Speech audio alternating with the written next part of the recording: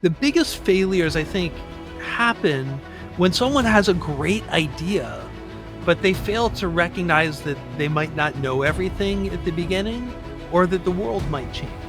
Who doesn't want to be a great leader?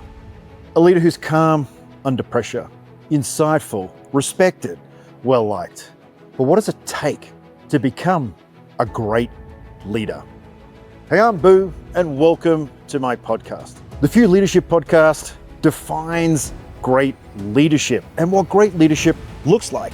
And I've found some of the world's best leaders or experts in the field of leadership to help you accelerate your leadership journey so you can be an ace at the game of leadership. If you're ready to rethink everything you know about leadership, if you're excited about accelerating your leadership journey, let's strap in and ignite your leadership potential.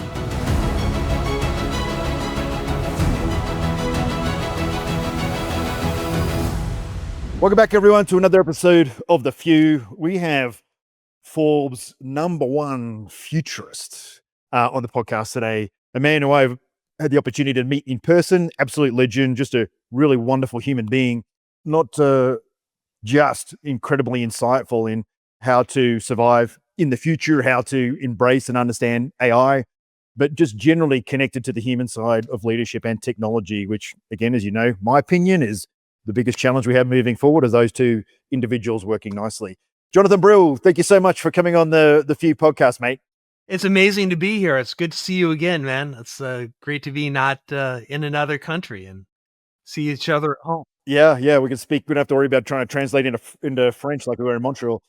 The big question is, what is the biggest challenge for leaders, but specifically for you, that's going to affect them in 5 years' time? That's a great question. I think the last 5 years have been so insane. And the world's deharmonized, technology's accelerated, and we have this increasing belief that we can't plan for the future. And yet, as a business leader, that's your entire job, right? To make sure that your company is worth 50% more 5 years from now than it is today. Like 7% growth. That's kind of what they expect in public markets. And so how do you do that? And there are three things that I think we need to pay attention to. What's going on in technology? What's going on in terms of demographics, both for our customers and within our organization? And then we need to think about, how is our relationship with government changing, right? So let's look at those one by one. So AI, what's going on?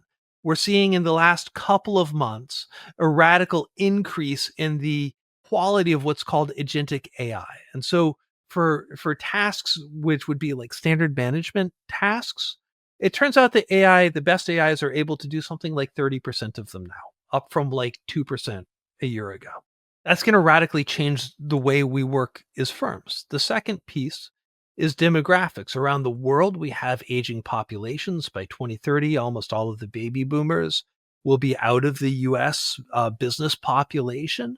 And so we're going to be dealing with a new generation of leaders who will certainly be mobile native and increasingly AI native. So what does that look like? How does that work like? And what are the expectations of our customers when, say you're Expedia and you make travel reservations, and instead of dealing with a person, maybe you're dealing with their agentic AI and you're starting to interact with them. How do you market to them? Because they actually understand what the thing costs and they've done all the research, right, for the last 10 years about what it costs too. It's not an emotional sale anymore. So we've got to think about how that works. And then the last piece is about government. We're seeing a shift in the United States with the big, beautiful bill about how we spend as a government, what we spend on, and therefore our relationship with business.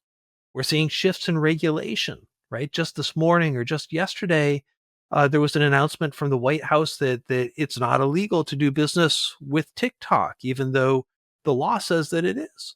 I don't know what's going on. Radical changes in the nature of the relationship between business and government. And then the geopolitical aspects of what's going on. Can we do trade with China? Can we not do trade with China? Is there a 25% tariff? Is there a 49% tariff? These are going to be ongoing challenges. And so the way you have to work as a business is by thinking not about what is the, small incremental gain that we can make next year, but how will these range of disruptions impact us for sure, but also create opportunities? Because the real delta, the real opportunity is to lean in when the world changes. I think about my experience at HP. Before COVID, what we saw was nearest US competitors, Xerox, printing company, and HP, while they make a lot of computers, makes all of its money on printer ink. They were doing about the same in the marketplace. Then COVID hit, and because of 5 small decisions we made, HP's performance went to all-time highs, whereas Xerox's earnings per share dropped 69% and stayed there. And so it's these small things, boring things often, All right, Jonathan, that I think it's create important the to difference. highlight your role at HP and contributing to that because you're pretty much mad inventor mode, right? Brought over 370 products into the market. HP has worked the sweat off your back into a multi-billion-dollar growth engine. Just give us a quick rundown on that on the HP My relationship. background. Yeah, just 30 seconds on my background. So I spent the better part of 20 years running research and development labs. So a lot of work in artificial intelligence, machine learning, applying software tools to the built environment. So a lot of sensors, a lot of cyber physical systems, think self-driving cars, think robots. And in 2017, HP hired me to run long-term strategy and planning, to direct it for the CTO. And so I came in to kind of think about the big picture. When I got there, what I discovered was that we didn't have the intelligence capability that we needed. So I also set up a global intelligence capability. So looking at market analysis, looking at supply chain analysis over the next 5, 10 years across all 175 or so countries that we operate in. So all of a sudden I was running a global intelligence agency. And that's a lot of what I do today is help the Secret Service, help a company called Frost and Sullivan, which is one of the world's largest private intelligence agencies, think about what happens next and advise their customers. I do similar things with KPMG for their most strategic clients. I think what's interesting there, um, certain people are comfortable with the future and the unknown, and I guess the journey of discovery, the scientific method, the fact that it's test adjust, throw out, try again, rebuild, reframe, that kind of forward leaning mindset. You said it right at the start, and you said it subconsciously, but I believe in this narrative in my bones when we talk about destination-led leaders, in that your job as a leader is to arrive somewhere, not to go somewhere. It's not to start something; it's to actually finish it. And you mentioned before that a leader's job is in the future. That's where your job is. Like you are taking people somewhere, which is a very distinct transition from management in managing an existing process or optimizing an existing kind of thing. So when you talk about the future, I remember seeing, Jeff Bezos on stage somewhere one day, and they said, "How do you deal with disruption?" He's like, "Well, at the end of the day, our customers want a lot of variety in products. They want it as cheap as possible, and they want to get it on their doorstep as quickly as we can. So as we move into the future, anywhere we can get better at those three things, we're going to be okay." Uh, Right. So when you talk about, you talk about the future in terms of you don't need to predict the future, right?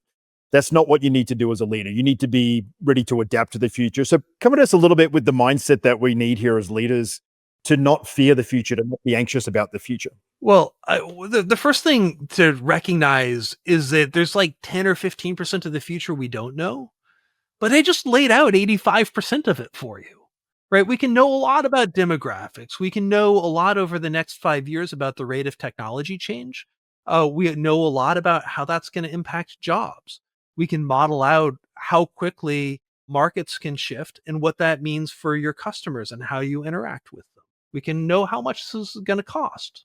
We can know pretty well that there's going to be a move toward onshoring in the United States, probably nearshoring with a lot more in Mexico and Canada, right? And so, independent of the day to day chaff, we know a lot about our mission. And so the question is to, become aware of that bigger picture and then figure out within that window, within that wedge of ambiguity, how do I take the small things I can do to shift the potential, right? And At HP, the small things we could do that prepared us for COVID were diversifying our supply chains, figuring out how to build a digital channel to customers. Like these are things you should be doing anyway. And the purpose wasn't to like beat COVID before it happened. It was to look at a range of things. So we modeled out what would happen if there was a US China conflict and impact on Taiwan. What would happen if there was a land war in Europe?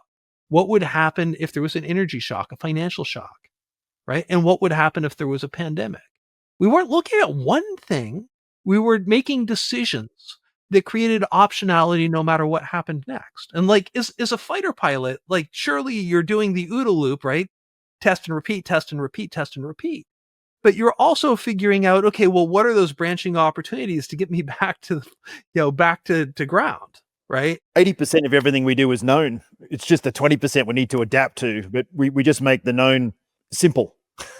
But you're also thinking through decision trees, right? Like, if I do this, what options does that give me next? Right? You're never just thinking like, let's go with the bad guy. Like, that's not really a good strategy if you don't land, right? So how do you do both? One of the guys on my afterburner team, he was talking about basically, he's an airline pilot now and how airline pilot roster, and they ask for all, the good flights every month and most people miss out. And he said, you've got to bring fighter pilot mindset to it. You've got to bring I want this. If this happens, then that. If not, then this, and build the entire decision-making tree until every year, every month is like, God, how do you get all the great rosters? And he's like, because I talk to the rostering system as a computer, not as a human. I understand how it thinks and the logic that applies. Before we go on though, while we're talking fighter pilot stuff, we ask our guests, mate, what call sign would their team give them? And I want to go into your HP days. And in that role, what do you think the call sign the people around you would have given when you were leading all that innovation? Oh, I'm either Joker or a madman, like the thing about, the thing about change agents, right, is that what you're trying to do is create a mindset shift, create leverage in the organization. So it's not about you doing the work. It's about, shifting in geopolitics or in politics, they call it the Overton window. Like when you say something more and more and more insane over time, right? All of a sudden that thing that was like sane in January or insane in January seems like normal, right? And so like as a change agent, like you have to maintain trust, right? You can't just like totally go bonkers. But as a change agent, what you're trying to do is perpetually push that Overton window within the organization about what is possible for the organization.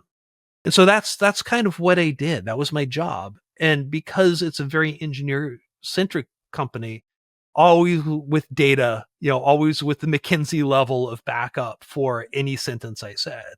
And so that's how you kind of build credibility in a large company, a conservative company, when you're trying to drive change. So you're introducing deliberate challenge and checks along the way. Yeah. And very much like you said, options, right? So we could go there. We could also go here. Like now let's work backwards, right? From the outcome to figure out what are the small decisions we can make that radically shift our outcomes independent of what happens in the middle. But it is hard. I mean, when you're talking future, you're always making decisions around things that don't really exist, right? So there is a challenge of the con man syndrome, which is like, oh, here we go again. Here's another challenge. I guess the important part with implementing this change, I mean, I prefer the word evolution, just constantly evolving to be relevant, is the success piece, the bit where you actually deliver. So how important is it, and how did you do it when you were looking at did you map out like big technological leaps, or was it just everything always in incremental play? I mean, how did you manage that expectation bias between here's where we're going to get to and here's where we are, and making sure that that gap wasn't too big for too long? Yeah. So there are two sets of investments is the answer. So there's the strategic, what's the next $20 billion business investment? And that's a 5 or 10 year investment typically. And then there's what are we going to do next year? And the challenge is in between, kind of my job was in between making sure that we're giving ourselves the options to actually succeed at those longer term investments. How do we maintain capital? How do we maintain cash flow this year, next year, over the next 3, so that in the next 5, 7, 10, we can continue to move in a trajectory. And so that's a lot of what the role was. It was certainly thinking about looking forward at artificial intelligence and saying, okay, worldwide, we've got 534 offices. We've got 57,000 employees. What are their skills today? What do they need to be tomorrow? And how do we get them from here to there? And how do we manage the transformation of the firm going from one place to this completely different world? So part of it is like getting in leadership's brains, right? And these are leaders that won't be in those roles when the change happens, right? But getting in their brains like a little bit about what that future might be like and how they can play today, right? Because they've got to hit the quarter. If they don't hit the quarter, 1,000 people get laid off, right? So you got to hit the quarter. But how do you do that? How do you create that mindset throughout the organization so that options increase over time instead of decreasing? And do you look at that as a rolling window? Again, I think one of the challenges when you talk about that quarterly reporting cycle is organizations get into their 2025 plan and their 2030 vision, and kind of nothing happens till the end of 2025. And as just as we approach 2030, do you encourage businesses and leaders to always be looking 5 years ahead, to always be looking a year ahead? So if it's March 25, you're looking at March 26. I think no one should ever have a 5-year plan. Let's start there. 5-year plans are terrible because they never happen. They never work. They're intellectual fun. Intellectual masturbation is a word that I once heard. I wasn't going to say that word on your show, but yeah, that's where I was going. But the thing is that you need to understand how you need to compete 5 years from now. What is your competitive environment 5 years from now? Because if you aren't making decisions today that build your options in 3 years, right, you won't have options in 5. And so how do you perpetually think through what is my competitive environment in 5 years? What is it in 3 years? What are the options I can build today to create that flexibility? Because, I worked with in 2012, I worked with the Yellow Pages. And the most interesting thing happened. They said, hey, we want to get into this like digital search engine space in 2012. And the thing is, they were aware in 1996 of kind of what was going on in the internet and search. And they could have bought, Vinod Khosla tried to buy Google for $500,000 in 96 or 98, and he couldn't raise the money. Okay, maybe that was too early, right? But when they did a later raise and maybe at the IPO, they were worth a couple $2 billion, right? The Yellow Pages still could have bought them. 2006, they could have probably gotten bought by them. But they waited until 2012. And so they waited until their window closed to change. With AI, I don't think that you have that decade, 15-year window. I think there's a 3 or 5-year window after which the world radically changes. And so the questions really are, how are you training your people, right? How are you architecting your firm? How are you building technology capability and partnerships that will prepare you for the next step? That's the great opportunity today because, well, AI may become super intelligent. And what that means is smarter than every person on the planet. That's kind of a religious decision. But I know that with AI, your organization can become super intelligent today. It's not a technology issue. The theory supports that AI and AGI inevitably become conscious. I mean, from a theoretical model, is that not true? So there are two major theoreticians in the space. There's a guy named Jeff Hinton who says they're already conscious and they're already thinking and they're already lying, like whatever he says. There's another guy, Jan LeCun, who runs AI at Meta, and he says, no, we're nowhere near that. So who knows? I think the first question is really like, what is intelligence and what is consciousness? These aren't things that we've well defined yet, and certainly not in digital context. So it's kind of a metaphysical conversation. You can be ignorant and conscious or intellectual and conscious. So I guess the conversation is, are we talking about intelligence or consciousness in terms of you don't need to be very intelligent, or look, you might choose not to be, but to still be, as long as you've got a breath. Anyway, This is, mate, if we go down this We're rabbit going to hole, go you and I are down going this to be, rabbit hole. The third piece is self-awareness. So are you aware of your mind, and are you aware of other minds? Right? That's when it starts getting really weird. So, our dogs don't plenty of really have humans that aren't aware and able to do that. So, okay, I want to talk anyway. to you about sliding doors. We have another little segment here called sliding doors. Also, first of all, have you had a sliding doors moment, a door that you felt you should have stepped through, you didn't, or a decision? We talk about decisions having consequences, and then the decision making trail. Have you had a moment in your life where you had a sliding door that you either went through the right way or the wrong way? Sure. Yeah. So I have a friend who he's one of the most successful investors in the world. And he told me to invest in crypto. And he said, I don't understand it. And he's like, no one understands it. It's like this musical chairs thing, and you just have to get off before everybody gets off.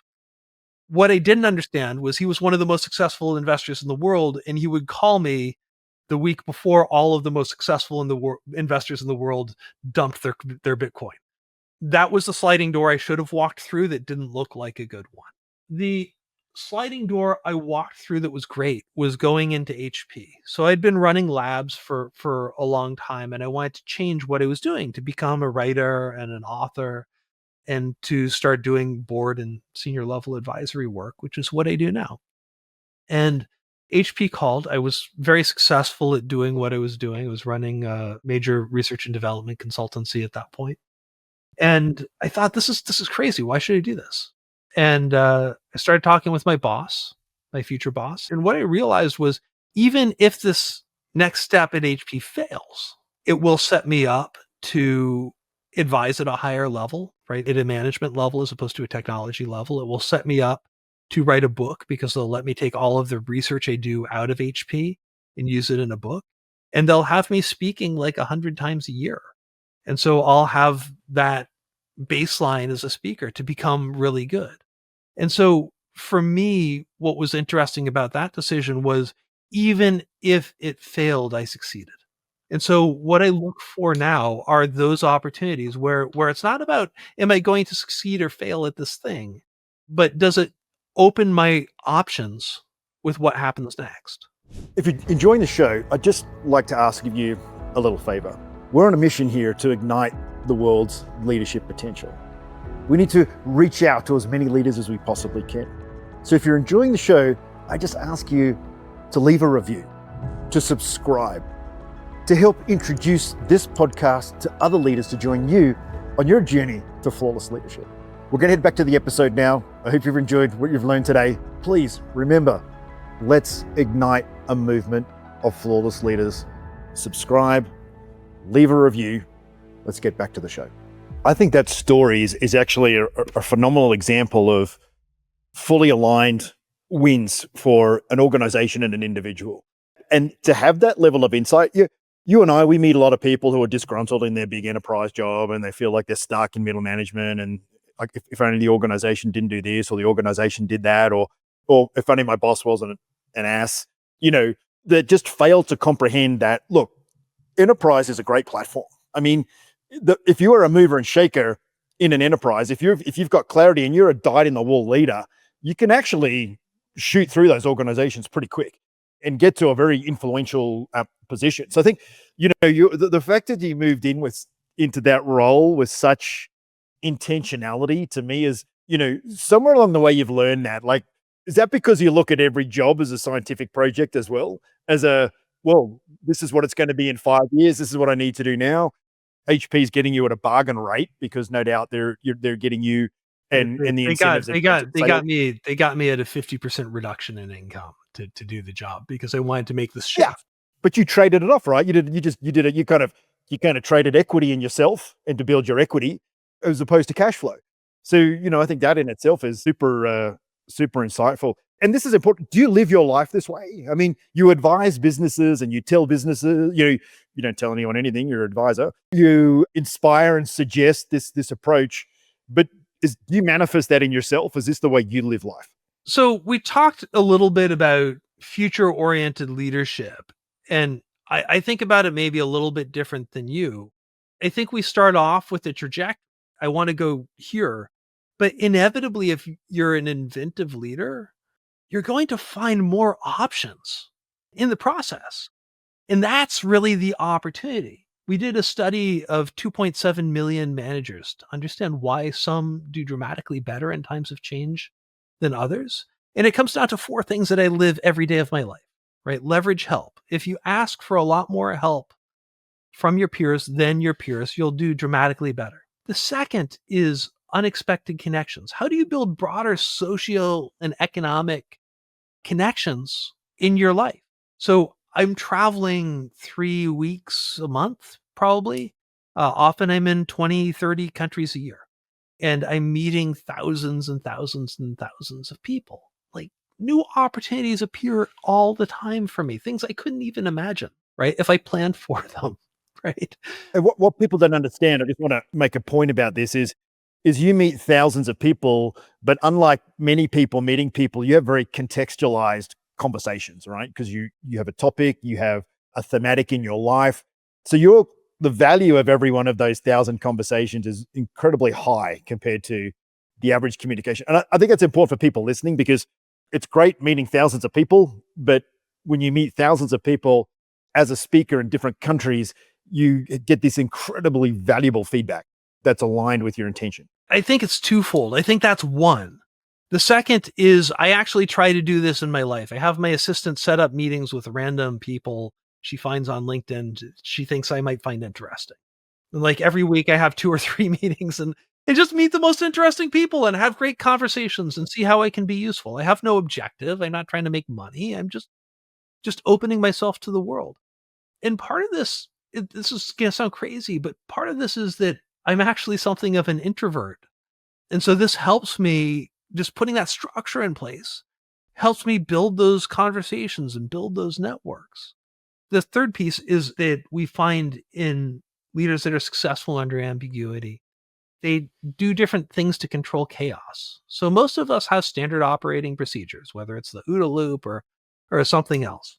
But when you don't have to make literally a tenth of a second decision, right? You can step back and say, what are the first principles? Not rely on heuristics, right? What's actually going on here? What do I know about the situation? What do I not know about the situation? What can't I know about the situation?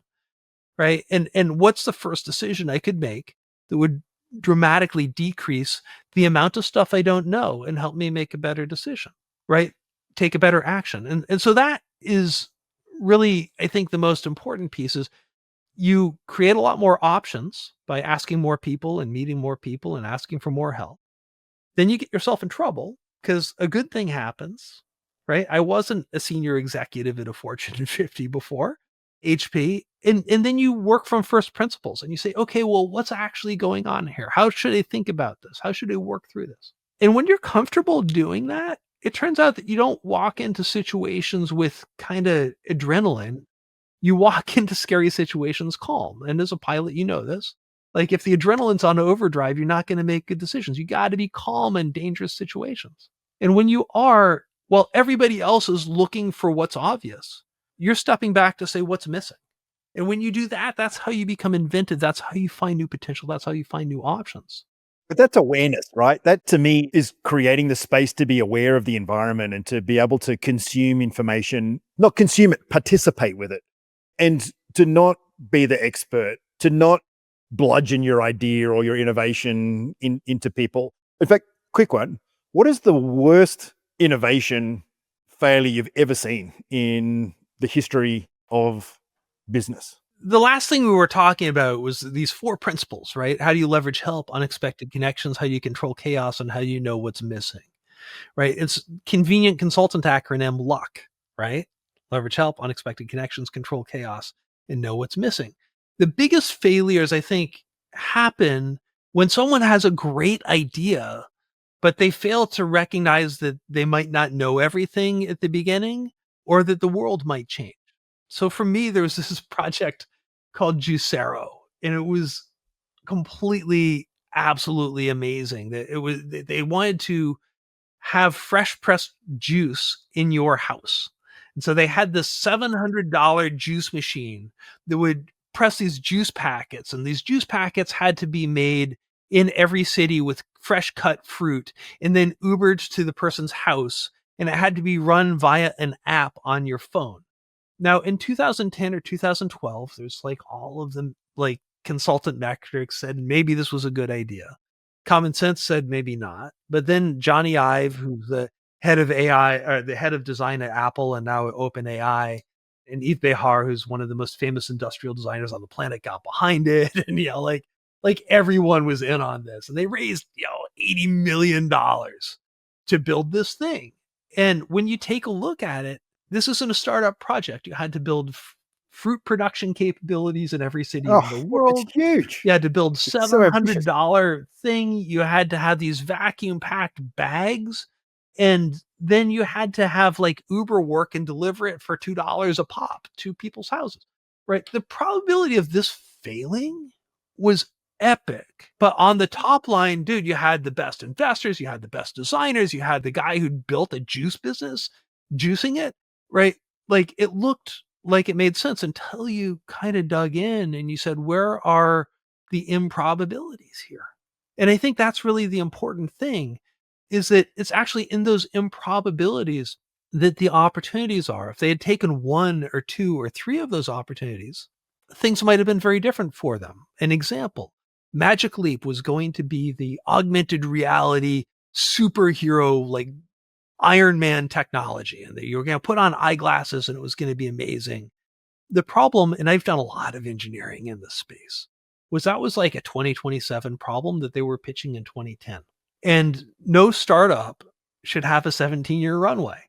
And so what they're doing now is, Meta has their glasses, right? They're going to start launching, and they built this amazing technology, except they couldn't scale it. And so what's Magic Leap doing 17 years later? They are going to be doing the display element for these glasses. If they just started out there, they would have been successful and not burnt $1 billion, right? What are those opportunities? What are those wedges that maybe sound not quite so sexy at the beginning, but no one else can do because no one else will put the focus into it? Those are the opportunities.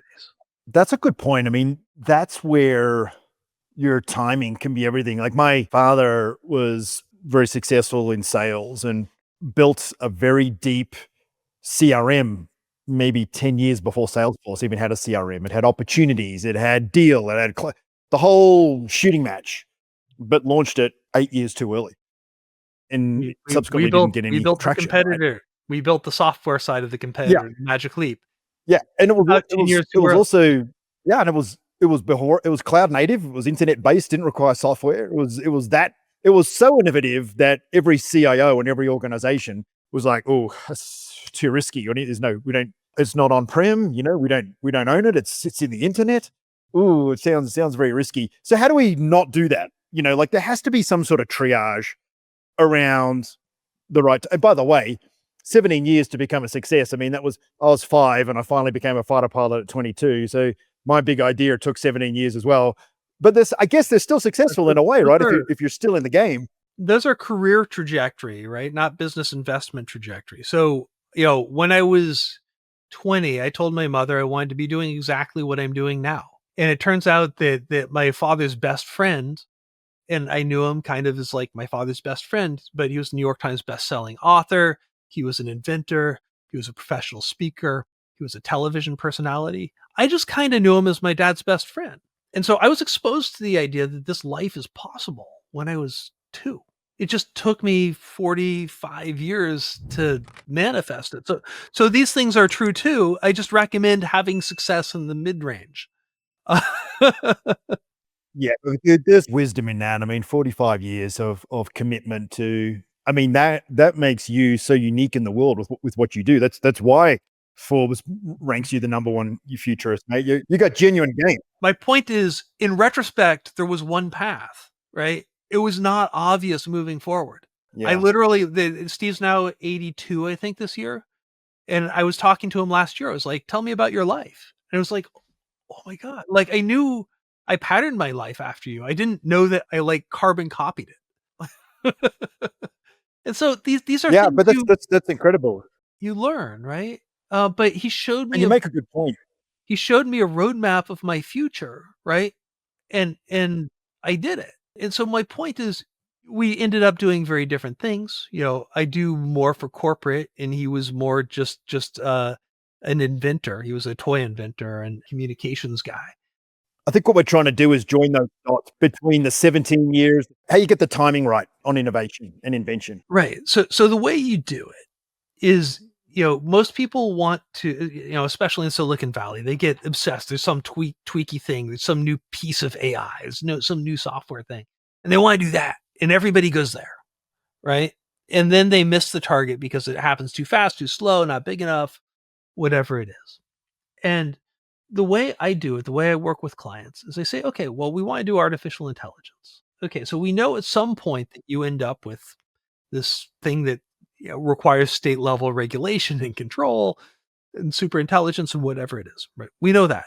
I think that's probably 2035 to 2040. Some people will say, Sam Altman will say next year, and there is kind of the window. But what I can tell you is not how quickly that technology happens, but I can tell you how quickly it can scale, because I know it takes enterprises about 3 years to buy software.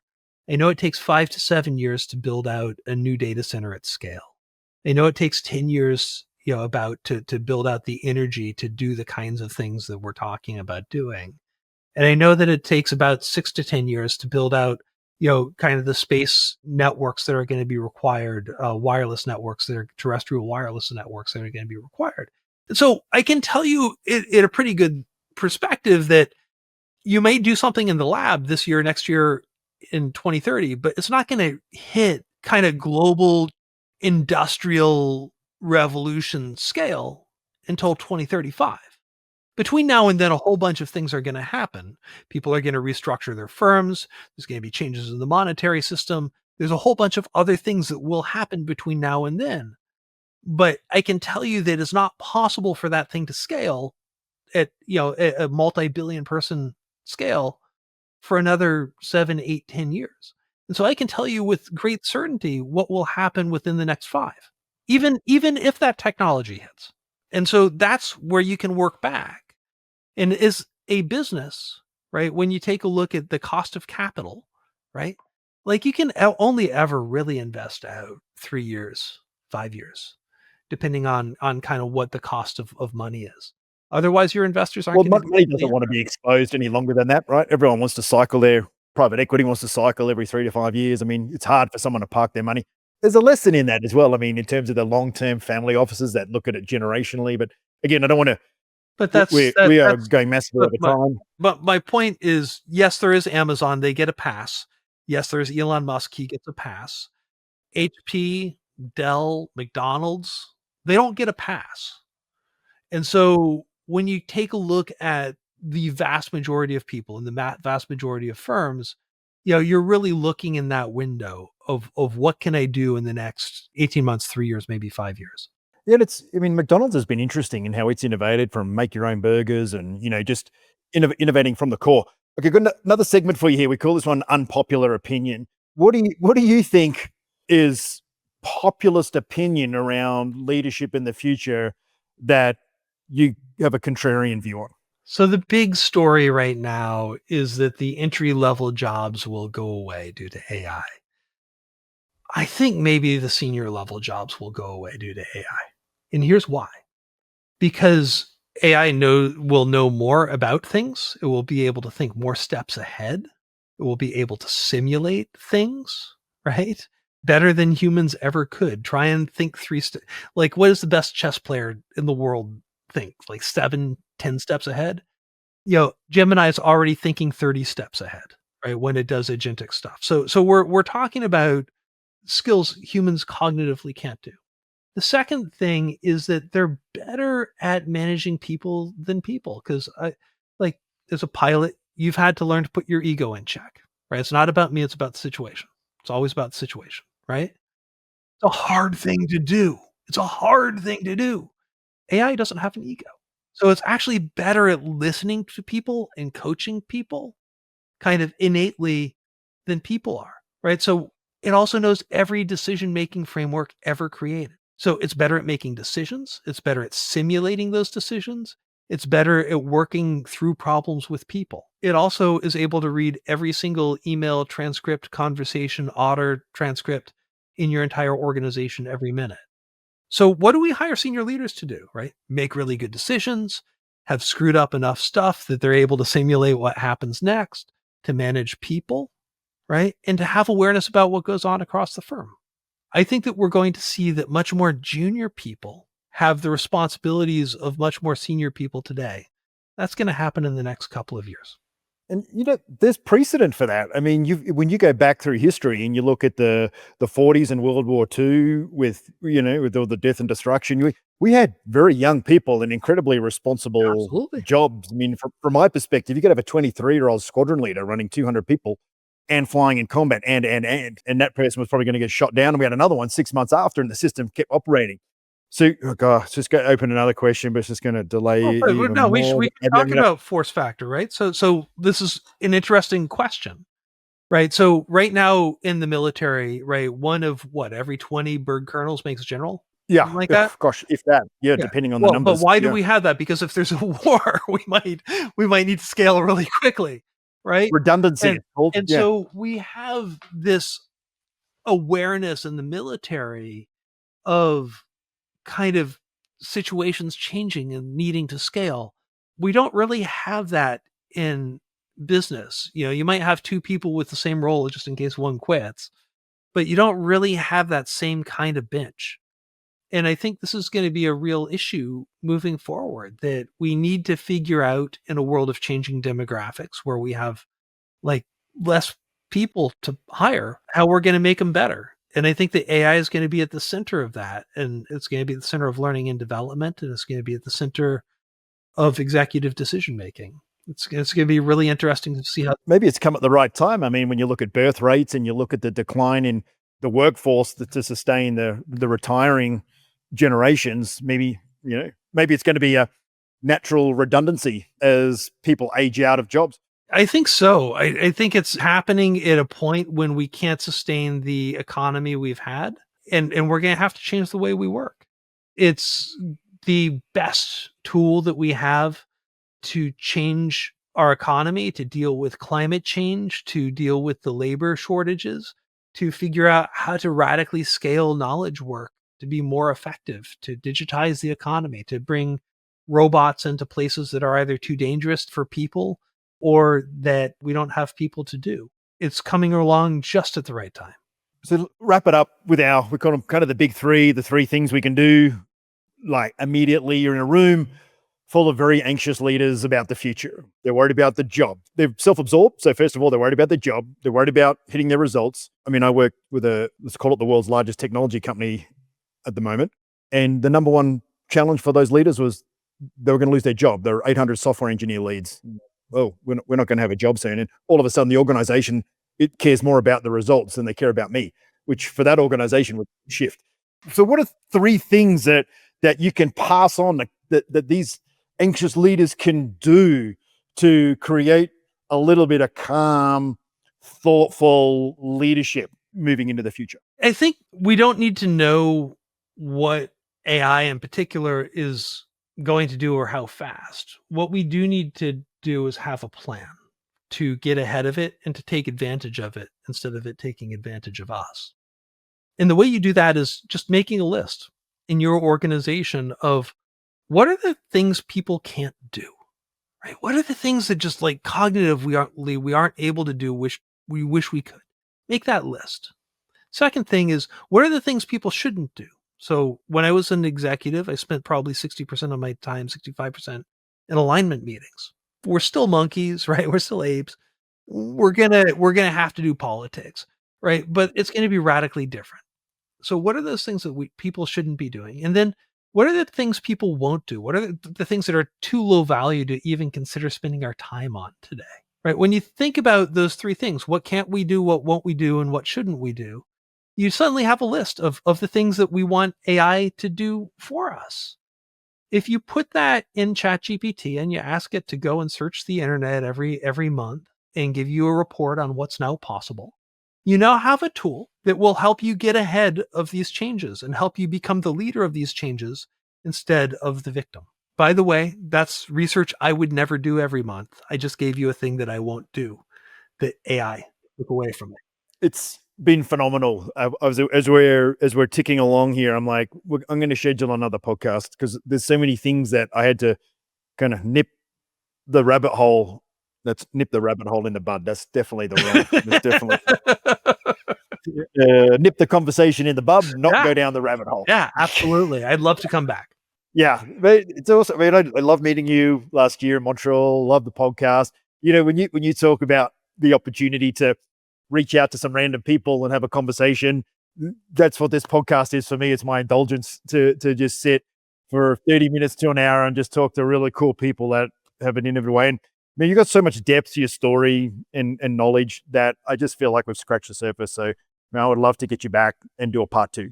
I would absolutely love that. It's wonderful to see you again, Boo. And I can't wait to see you on the road here one of these days soon. No, for sure. Cool. All right, everybody, make sure you leave a review, like, subscribe if you're watching it on YouTube. Scroll down a little bit and you'll find all of Jonathan's links. We've got a show reel in there as well. It's a really cool way to sort of connect with some of the key thematics that Jonathan has there. And honestly, you know, just Google him. I Googled him as part of this conversation. We didn't even get on a Rogue Waves. We'll do that next time. And you've got a new book coming out at the end of the year. Something about an octopus and technology. AI and the octopus, how to build the super intelligent firm. So the idea is that AI might or might not become super intelligent, but your organization can be more intelligent than everybody on the planet today using the tools we have. That's either saying a lot about the intelligence of everyone on the planet, or it's a really cool tool. So, mate, thanks again, Jonathan. I appreciate that and can't wait to the next opportunity to connect. Can't wait. Take care, Boo.